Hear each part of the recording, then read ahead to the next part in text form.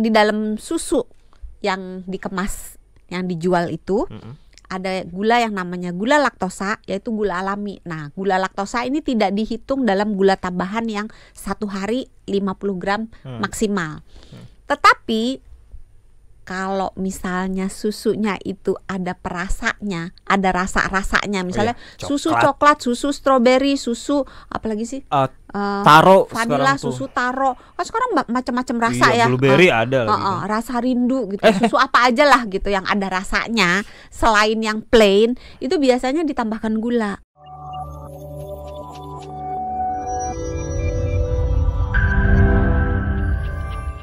Lanjut lagi kita ke TikTok ya, sahabat Sonora. Ada Arsal Arfandi.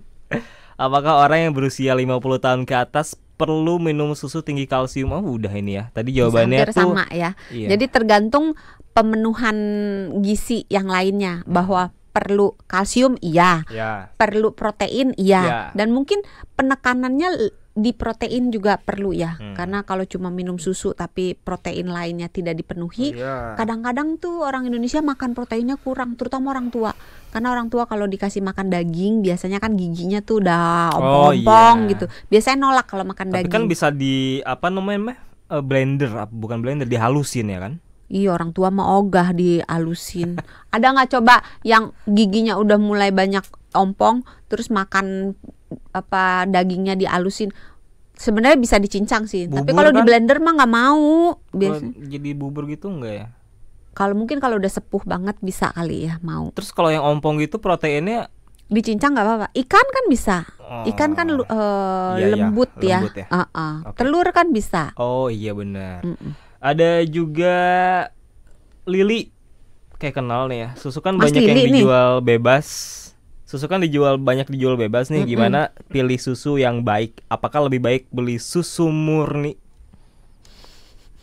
Ini susah menjawabnya. Wah. Karena kebutuhan minum susu itu pada setiap orang beda-beda. Ada yang minum susu supaya gulanya cepat naik. Misalnya dia udah lapar banget, udah gemeteran gitu. Nah, untuk meningkatkan gula darahnya secara cepat, maka dia perlu mencari susu yang banyak kandungan gulanya.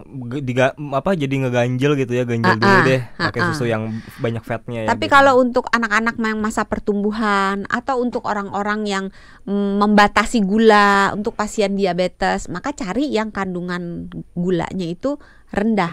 Karena gula di dalam susu itu dibagi jadi dua. Laktosa dan gula sukrosa. Pinter loh.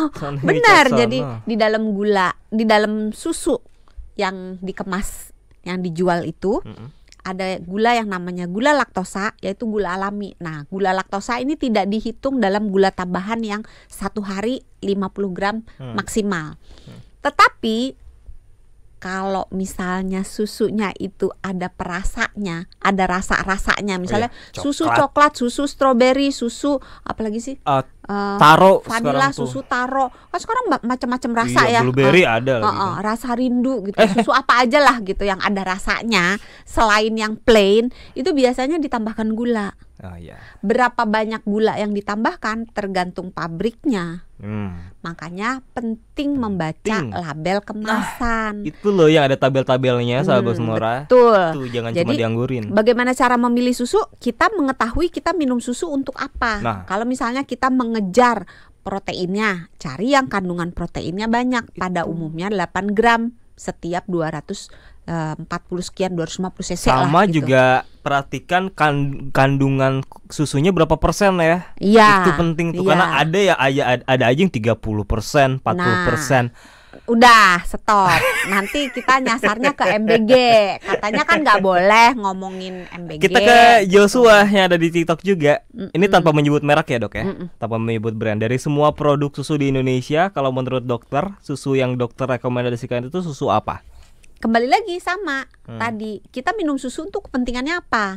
Kalau misalnya yang dikejar proteinnya, lihat di kandungan, dibandingin mana yang kandungan proteinnya paling tinggi. Kalau yang butuh. Kalau misalnya ngejarnya vitamin D, beberapa perusahaan susu menambahkan vitamin D ke dalam produknya.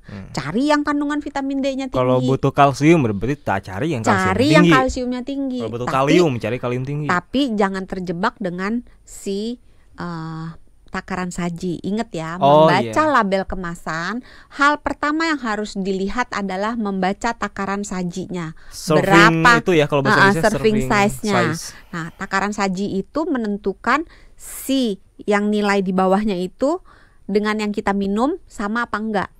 Jadi yang disebut sebagai takaran saji itu nilai di bawahnya, mau proteinnya, mau gulanya, apa semua itu per satu takaran saji. Nah, kalau kita minumnya 2 takaran saji, misalnya takaran sajinya 125 cc, kita minumnya 250. Berarti kan 125 jadi 250 kan harus 2 takaran saji. Maka nilai yang di bawah semuanya itu ya proteinnya, ya kalorinya, ya gulanya semua harus kali 2. Biasanya di kemasannya udah ada kan ya takaran saji misalkan 2. Nah, berarti itu tinggal dikali 2 ya. Kadang kan? Kadang nggak ada. Nggak selalu ada karena selalu ada, ya? Walaupun harusnya ada tapi tidak selalu ada. Tapi kalau yang lebih mudah, kalau yang ada berarti tinggal dikali aja tuh ya. Iya, oke. Kita ke WhatsApp, Dok ya. Di WhatsApp juga ada nih ternyata. Yang pertama saya mau ke sebentar ya, Dok ya. Saya mau ke ini dia. Ada Dimas dari Senen, Jakarta Pusat. Mau tanya nih terkait istri saya, kalau minum susu apa saja? Minum susu apa aja baru bisa lancar buang air besar. Dan jika saya minum susu SKM, perutnya terasa kembung. Tapi jika susu cair berkemasan badan lebih fit. Yang pertama, SKM kan bukan susu ya, Dok ya. Iya. Mas Dimas nih, terima kasih pertanyaannya ya. Yang pertama tadi SKM sekarang namanya udah bukan susu kental manis, tapi sudah kental manis. Kata susunya. Sebenarnya ada sih kandungan susunya sedikit. Dia lebih dominan di gulanya. Jadi kental manis tidak disarankan untuk dikonsumsi jika menginginkan asupan nutrisi yang baik, karena isinya adalah gula. Jadi dominannya gula ya, bukan berarti isi yang lainnya nggak ada, yang lainnya ada tapi kandungan gulanya sangat banyak. Itu kalau 1 saset kental manis itu gulanya bisa sekitar 19 gram. Astaga. 1 sendok teh itu 4 gram. Berarti kalau 19 anggaplah 20 ya. 20 bagi 4 5 sendok teh. Jadi 1 saset saset yang kecil-kecil tuh yang direnceng tuh di warung-warung, 1 saset itu sekitar 5 sendok teh gulanya. Banyak banget ya. Jadi hanya disarankan untuk minuman rekreasi aja, yang buat nyenengin lidah itu gitu. Pun juga kental manisnya jangan semua ya, paling cuma satu seruput udah aja ya. Maksimal kan 50 gram. Kalau dia 1 saset udah 19 gram, berarti udah hampir setengah dari maksimalnya dalam 1 hari. Berarti kalau untuk suaminya udah solve lah ya, berarti ya karena susu cair ini tergantung lagi. Susu cairnya ini apa? Kalau misalnya kental manis ditambahin air kan jadi susu cair juga kan. Tapi itu bukan susu. Tapi banyak masyarakat yang menganggap itu susu. Jadi kental manis ditambahin air jadi susu, padahal itu bukan susu. Itu air gula plus sedikit susu. Iya. Tapi kalau untuk istrinya nih, minum susu apa aja baru bisa lancar buang air besar, itu gimana maksudnya, Dok? Sebetulnya ada kecurigaan jangan-jangan alergi, intoleransi laktosa. Iya, karena intoleransi laktosa bisa menyebabkan dia buang air besar terus-terusan tiap habis minum.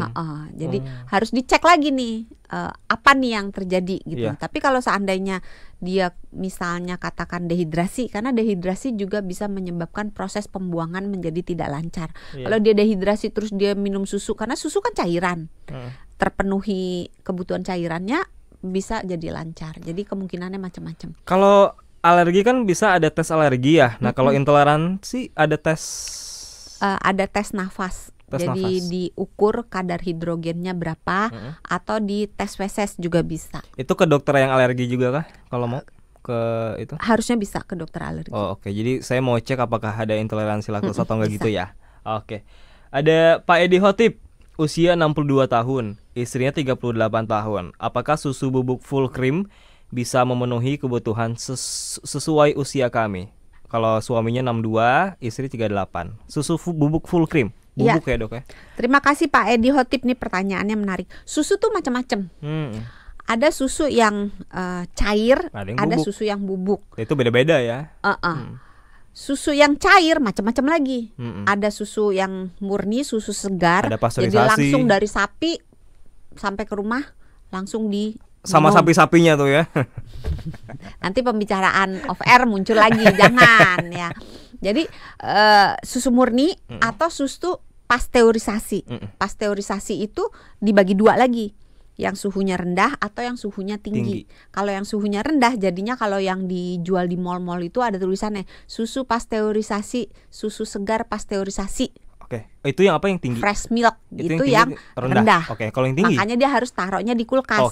Tapi kalau susu yang suhu dipasteurisasi dengan suhu yang tinggi. Tapi waktunya lebih cepat, jadi sekitar 130 sampai 140 derajat Celcius, 2 sampai 5 detik gitu. Jadi cuma sebentar. Kalau yang suhu rendah sekitar mungkin 70-an derajat Celcius, tapi bisa sampai beberapa lebih lama dari yang UHT. Nah, yang suhunya tinggi jadinya UHT.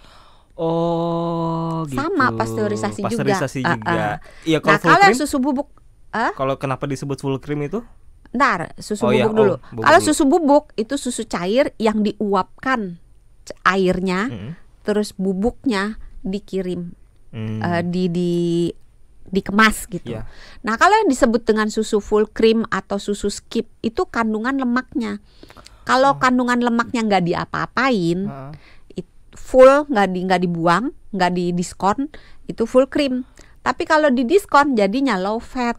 Oh gitu. Tapi kalau dibuang semua jadinya susu skim. Nah, persoalannya apakah memenuhi kebutuhan gizi atau tidak? Saya tidak bisa menjawab. Kembali lagi, butuhnya apa? Kalau misalnya butuhnya protein, cari yang proteinnya tinggi.